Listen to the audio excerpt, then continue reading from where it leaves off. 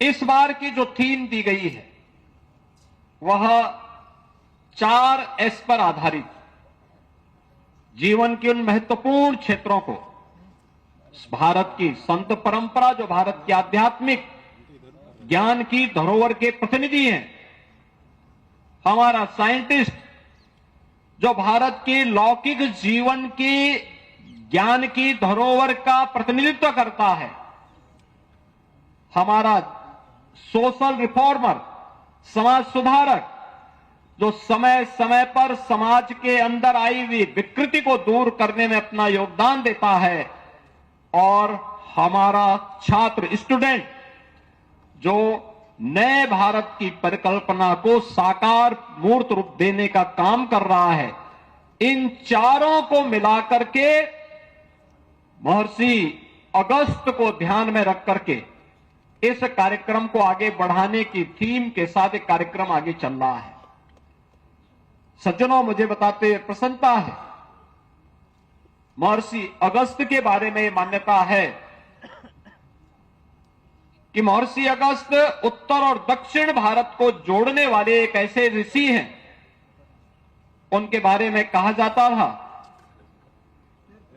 कि अकेले अगस्त ऋषि उत्तर भारत के को अगर एक तराजू में महर्षि अगस्त को रख दें और दूसरे तराजू में उत्तर भारत की ज्ञान की धरोहर को रखेंगे तो अगस्त ऋषि उस पे भी उनका बृहद और विराट स्वरूप है।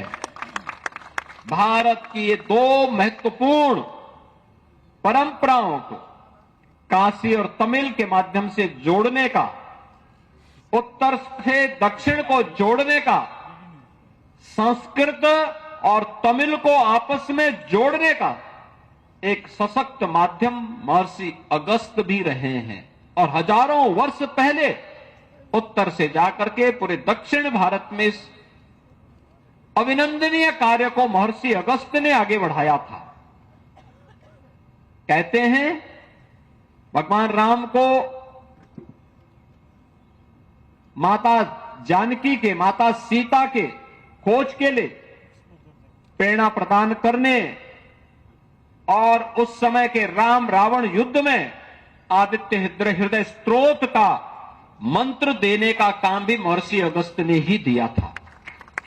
यानी हजारों वर्ष पहले महर्षि अगस्त के बारे में जो श्रद्धा का भाव तमिलनाडु के घर घर में है, वही श्रद्धा का भाव काशी में भी है, वही उत्तराखंड में भी है। उत्तराखंड में तो एक स्थल का नाम ही अगस्त ऋषि, अगस्त के नाम पर है, अगस्त मुनि के नाम पर है। यहां पर कई मंदिर अगस्त ऋषि से जुड़े हुए हैं। अनेक ऐसे उदाहरण हैं जो आज भी हमें एक नई प्रेरणा प्रदान कर रहे हैं। और इस अवसर पर जब हम लोग आज इस कार्यक्रम के साथ जुड़े हुए हैं, मुझे बताते हुए प्रसन्नता है कि जो अलग अलग क्षेत्र से जुड़े हुए महानुभाव इस काशी तमिल संगमम के साथ आज से लेकर के 24 फरवरी तक बनने जा रहे हैं, उन्हें काशी के भी दर्शन करने के अवसर प्राप्त होंगे।